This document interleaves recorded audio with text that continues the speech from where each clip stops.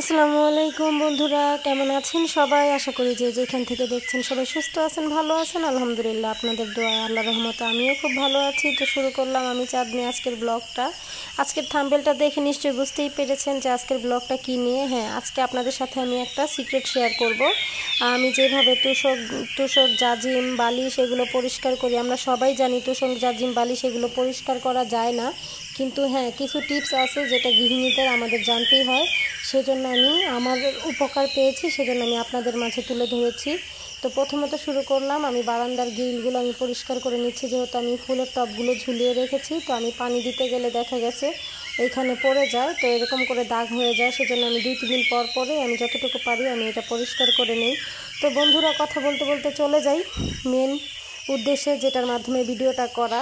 তো আমি প্রথমে একটা বালতির মধ্যে আমি 4 লিটারের মতো আমি পানি নিয়েছি, এবং পাশে দেখতে পাচ্ছেন যে গরম পানির জগটা, এখানে আমি 1 লিটারের মতো গরম পানি করে নিছি। এখন এটার সাথে আমি এটা দিয়ে দিব।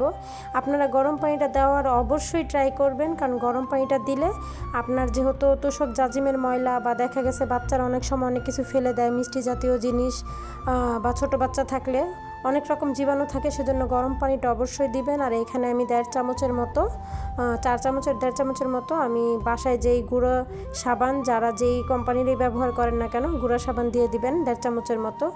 আর এইখানে নিয়ে নিলাম আমি একটা লেবু, আমি এভাবে কেটে আমি নিয়ে নিছি। অবশ্যই লেবুটা দিবেন এখানে আমি যেভাবে করতেছি। বন্ধুরা, ভিডিওটা একদম শুরু থেকে শেষ পর্যন্ত দেখবেন, না হলে দেখা গেছে এমন কিছু আপনি স্কিপ করবেন যাতে আপনি উপকারটাই পাচ্ছেন না।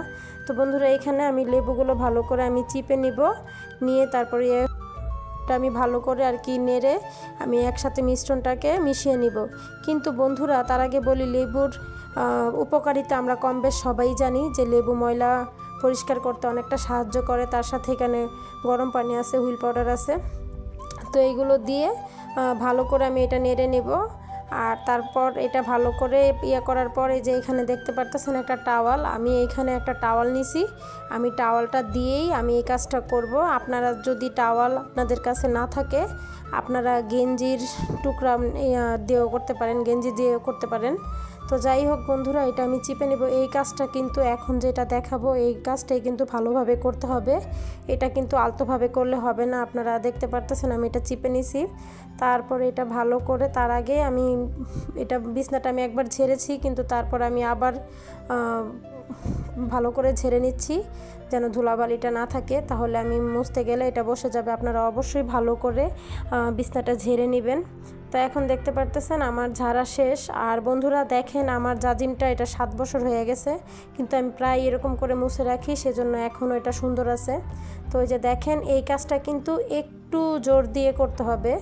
এই কাজটা একটু শক্তভাবেই করবেন, একটু জোর দিয়ে করবেন, কারণ বুঝতেই পারতেছেন, কারণ আমরা এটার ময়লাটাকে উঠাবো, এটার যেই আলগা ময়লাটা সেটা উঠাবো। এটা একটু ভালো করে একটু জোর দিয়ে করবেন বন্ধুরা, অবশ্যই ট্রাই করবেন বাসায়।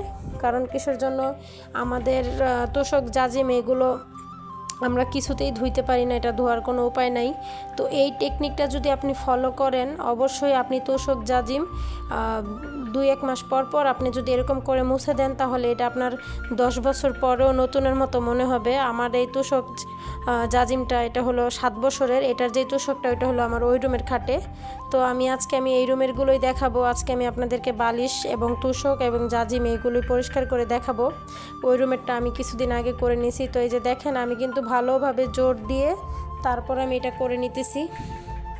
ভালোভাবে জোর দিয়ে এটা করে নেবেন, এটা যেন মানে একটু তাড়াহুড়া করবেন না, কারণ যেহেতু এটা বুঝতেই পারতেছেন যে এটা পরিষ্কার করতে হবে, সেজন্য ভালো করে করতে হবে বন্ধুরা।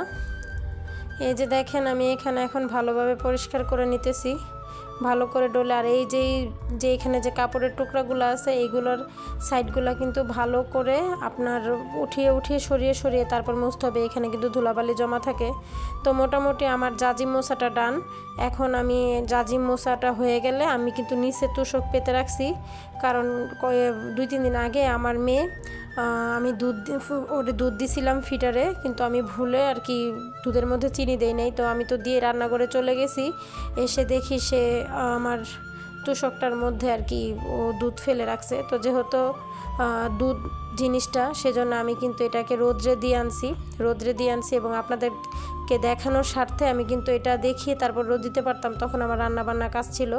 সেজন্য ভাবলাম যে না, আমি রোদ্রে দিয়ে আনছি, সমস্যা নেই, আমি এটা এখনই পরিষ্কার করে নেই। এই জন্য দেখেন এটাকে আমি ভালোভাবে পরিষ্কার করে নিচ্ছি।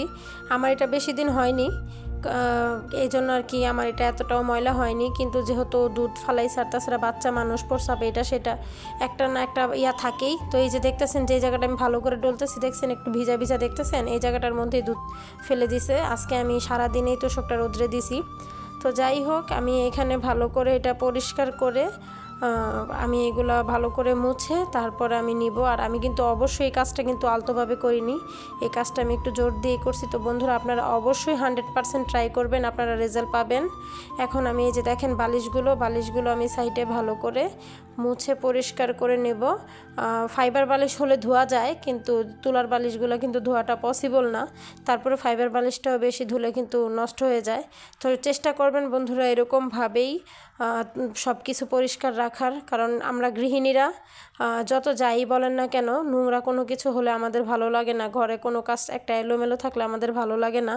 আপনারা অবশ্যই ট্রাই করবেন। আশা করি আমার ভিডিও থেকে আপনাদের উপকারিত কিছু আমি আপনাদেরকে দেখাইতে পারছি। আবার নতুন কোনো ভিডিও নিয়ে আপনাদের মাঝে আমি, যেটাতে আপনাদের কাজে লাগে বা আমি কোনো টিপস নিয়ে অবশ্যই আবার আসব। তো বন্ধুরা, এখন আমি এখানে এগুলো সব মুছে পরিষ্কার করে তারপর যেটা করতে হবে, আপনি রোদ্রে দিবেন। আর যদি রোদ না দিতে পারেন তাহলে তাও সমস্যা নেই, আপনি অবশ্যই ফ্যানটা ছেড়ে দিবেন। আর এখানে দেখেন আমি আপনাদেরকে দেখাইতেছি কি পরিমাণ ময়লা হয়েছে, প্রচুর পরিমাণ কালো ময়লা বের হয়েছে, দেখতেই পারতেছেন। তো যাই হোক বন্ধুরা, এখন আমি এখানে এগুলো নিয়ে যাব। আর দেখেন ফ্যানটা আমি ছেড়ে আমি দরজাটা লাগিয়ে দিয়েছি। এখন দেখেন আমি 1 থেকে 1.5 ঘন্টা পর ফিরে আসলাম। এখন দেখেন আমার এটা কতটা পরিষ্কার হয়েছে, কোথাও কোনো ময়লা নেই, কিছু না। তো এইভাবে জিনিস নতুনের মতো রাখতে সারা বছর এইভাবে আপনারা টিপসটা ফলো করতে পারেন। তো বন্ধুরা, আজকের মতো এই পর্যন্তই। আমার ভিডিওটা ভালো লাগলে অবশ্যই একটা লাইক দিবেন এবং অন্যকে দেখার সুযোগ করে দিবেন, একটা শেয়ার দিবেন।